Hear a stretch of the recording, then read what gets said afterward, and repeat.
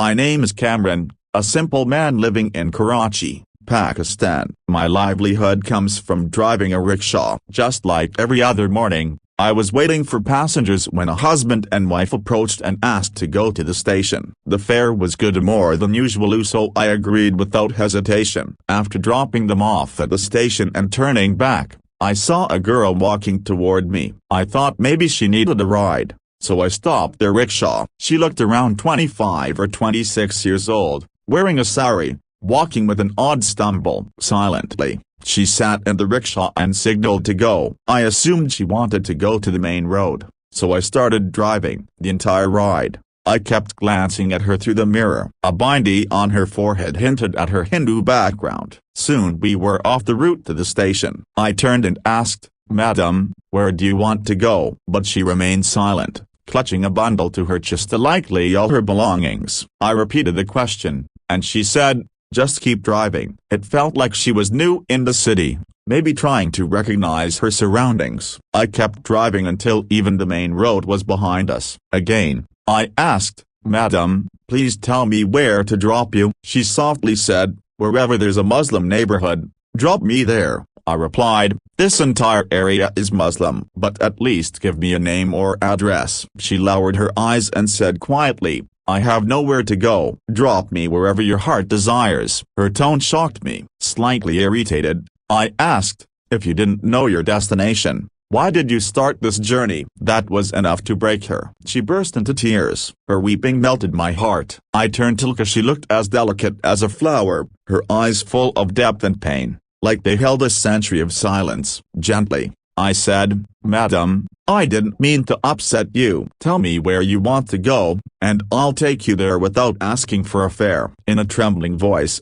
she said, "I have no one in this world, no home, no support. Please take me with you. Make me a maid if you wish. Just give me 2 meals a day. I'll never complain." Her words felt as if I were a king and she, a royal servant. Now, I should tell you I am disabled in one leg. I drive my rickshaw using a wooden leg. Because of that, no one in the village would offer me their daughter's hand in marriage. Who would give their daughter to a lame, unemployed man? But at that moment, I thought, maybe this is fate. I told her, "If you don't mind, I'm willing to marry you. If you need time, stay at a shelter for now. When you feel at peace, let me know." Her eyes lit up. She said innocently, "You're a good man, sir. What more could I want? I'm ready to marry you right now." Her simplicity and innocence made me smile. A thought crossed my mind: if this girl could bring so much light into my life in mere moments, imagine what a lifetime together could be like. I called my lawyer friend,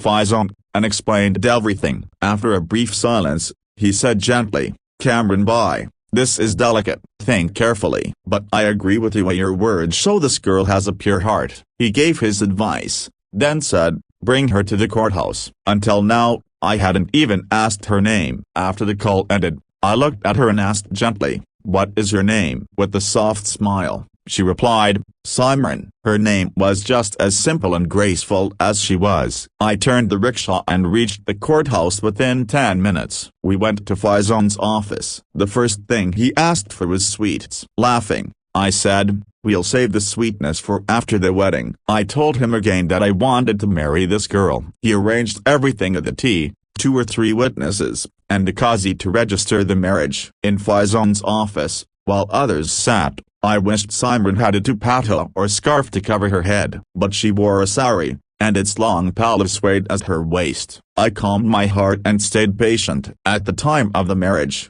we learned Simran had recently converted to Islam. She didn't yet know how to pray or fast, but I wasn't surprised that her appearance clearly showed she was new to this path. Faizan cautiously asked her, "Are you unmarried?" She didn't answer, just stayed silent, and he took her shy silence as a yes and completed the paperwork. And just like that, we were husband and wife. At that moment, it felt like a new sun had risen in my life. The same people who once said that I'd never find a wife because of my disability and poverty, now when they saw Simran with me, they would surely be amazed. I decided to take a day off from work the next day and take Simran to my village. I wanted to introduce her to my relatives, show the world that God had written a loyal, beautiful, pure-hearted wife and my destiny. The feelings after marriage are indescribable. I suddenly felt deep love for Simran. I bought a shawl for her, helped her into the rickshaw, and brought her home. I made tea with my own hands and served her. The moment she drank it, her face lit up with freshness. I was tired myself, but the joy I felt erased all fatigue. I told her, "Stay here. I'll get you new clothes." I don't know why, but I didn't want to see her in those old clothes anymore. I went to the market and spent nearly half my savings on Simrana buying clothes, food, and other essentials. When I returned home, she was quietly waiting for me. I smiled, gave her the clothes, and asked her to freshen up while I prepared food. She nodded and went to bathe. When she came out, she looked even more beautiful. I couldn't take my eyes off her. Her honey-toned skin, pink lips, and silky hair made her look like a vision out of a dream. She lowered her eyes shyly, and I felt like a beggar who had been blessed with a heavenly maiden. I fed her with my own hands, expressed my love warmly, and saw the nervousness on her face replaced by peace and radiance. I couldn't believe that in just 2 hours, my lonely life had changed so completely. It felt like I was dreaming, a dream I never wanted to wake up from. That small room I once lived alone in now glowed with the light of a life partner. Sitting beside me, she made me feel like I had received the greatest blessing in the world. Our days and nights were filled with joy. I renamed her Mariama, a pure, spiritual, and love-filled name. Whenever I asked about her past or family, she either avoided the question or went so silent I didn't dare ask again. I didn't want to trouble her. I've always been someone who lives in the present more than the past or future, so I focused all my attention on our now. I was sold. A large sum of money was given to my parents, and just like that, I became part of Shabila's household. Shabila was feared across the entire area. He had 6 brothers, and perhaps that's why he considered himself extremely powerful. On the very day of the wedding, not seeing a single woman in the house left a strange emptiness in my heart. Shabila's brothers started teasing me, even jokingly, but for me, it was a source of deep mental torment. I was familiar with the customs of my region where daughters-in-law were expected to serve not just their husbands,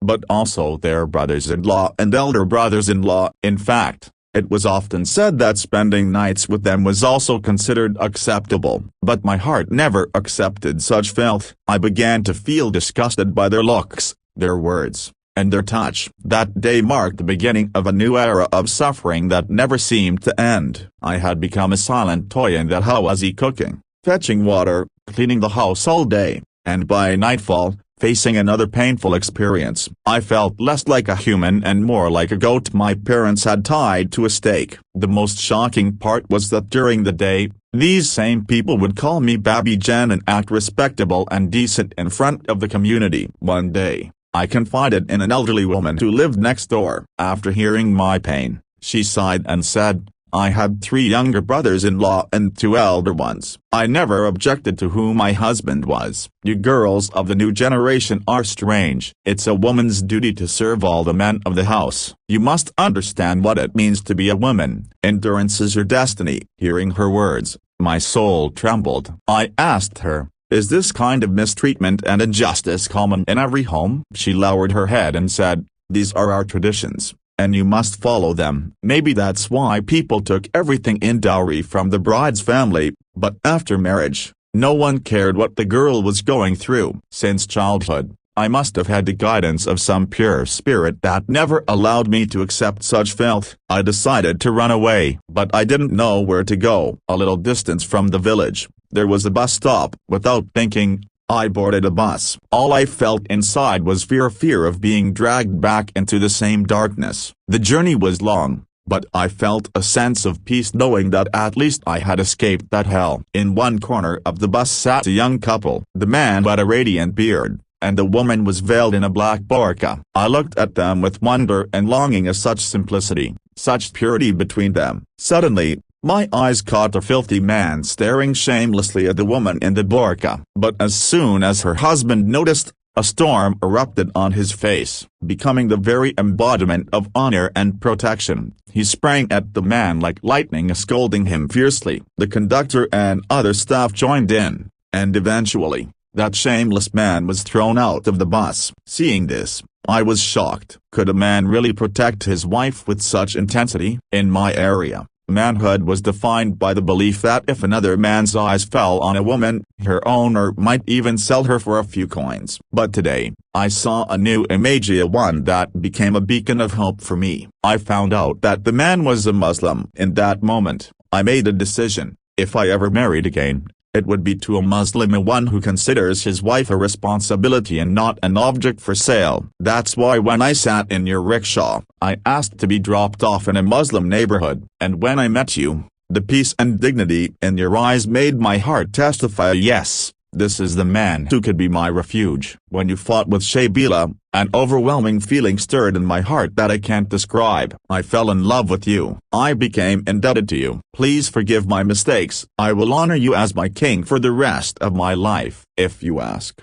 I'd even give my life for you. But for God's sake, don't separate me from you. Truly, Islam is a magnificent religion where woman is not just respected, but considered a sacred trust. I embraced Miriam to my chest and assured her, you are my wife, my honor, and you always will be. I value your truth. I will never leave you alone. After that, I began teaching her to read the Quran. I taught her the Shahada and the principles of prayer. Today, Miriam prays regularly. She has forgotten her past and embraced a new life. We left that old neighborhood behind and began a new life in a new place. Since she came into my life, blessings have poured in. I once had just one rickshaw, now I have 4. My income is good. My business is growing. I truly believe it is Allah's blessing, granted through Miriam's destiny. Had I rejected her or treated her coldly, perhaps I would have lost all this value too. Today, she is happy with me,